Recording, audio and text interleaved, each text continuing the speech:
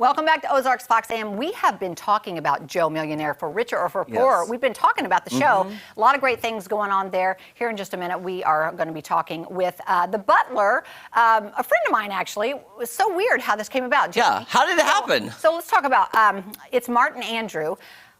We had done some of these things and we post them on YouTube, and he was going through, Martin was going through YouTube, and he saw us, and he is a friend of mine. But you didn't know him from you didn't recognize him. I didn't recognize him from the show because he normally looks a little different. Okay. He calls me, he goes, "Kelly, what are you doing? You didn't even mention me on TV." I'm like, what? I didn't know that was you. I'm so sorry. So what is his other job? Are you allowed to say? Yes. When I would love to talk to him about it when we get him in here, but he actually does a Rod Stewart impersonation. So me being in that world, we knew each other. He did work in Branson. That's so fascinating. For a period of time. Yeah. And so basically what he was telling us is that, you know, how with the pandemic, things slowed down.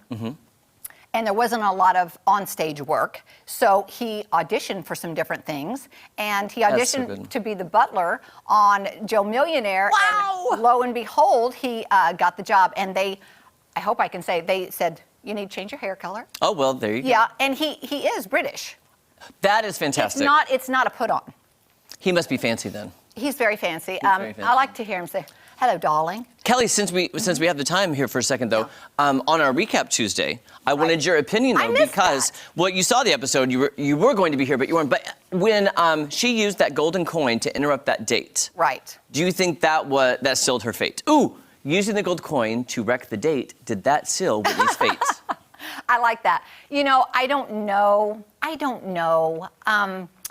I would not interrupt, but she might have felt like she almost was let go. So she might have felt desperate. This is like I was close to being, you know, done. So maybe I just need to get the guys to know me a little bit better. Maybe that was her strategy. I'm curious to see how they set that up, because I wish that it could have been, I don't know how the show works when they're shooting it. It would have been better if she would have walked in on the group versus walking in on an individual, very intimate moment of a date. Yeah, I would never feel comfortable interrupting someone if they had a whole planned date to go ahead.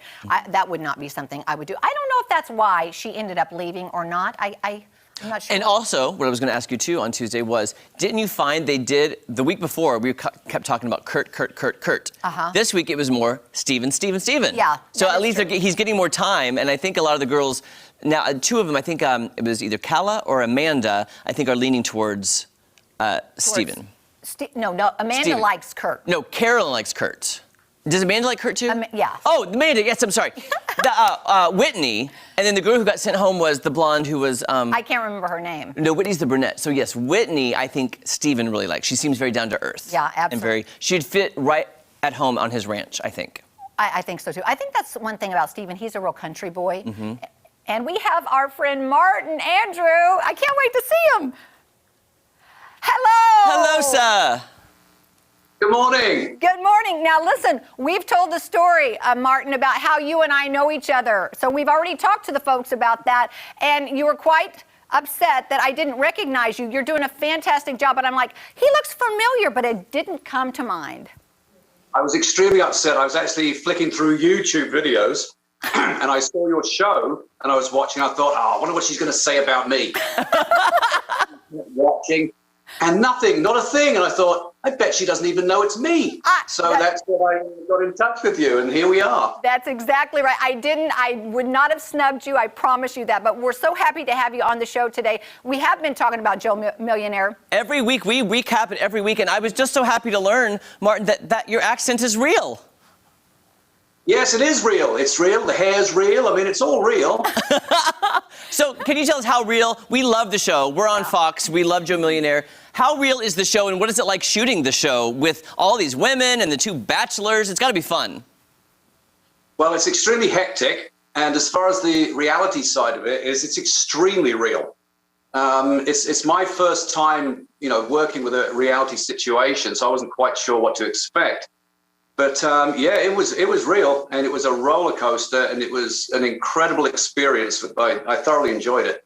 You know, I think that's interesting to hear you say that, and I think people will watch it with a different eye now, knowing that it's real, because when you are dealing with human emotion, I mean, that's never fake, right? People do get attached, people do have jealousies. This is the thing. I think when everyone first gets involved with these things, and I know I was like this, you think, oh, I can handle this, no big deal. I'm just going to go in and, you know, be the butler. Mm-hmm. And then, as you say, human emotions get involved. You're in this sort of bubble, you know, as we were at the mansion. And it was incredible to see how things evolved. And, you know, I've often said on other interviews, it's like I had 2 sons and 18 daughters, and there's all these relationships going on, trying to sort of steer amongst it all, you know? Yeah. I'm just imagining what it's like being there in person when, unfortunately, these girls have somewhat of a breakdown where they're screaming and yelling and crying. I would be very uncomfortable in that situation. Was it for you? It was indeed. It was very upsetting. I mean, just in a prior episode, you probably saw my interaction with Brianna. Yes. When you know, she'd had a little too much to drink, shall we say, but she was very sad. And, you know, what you see on that episode is a very short part of, you know, what actually happened there.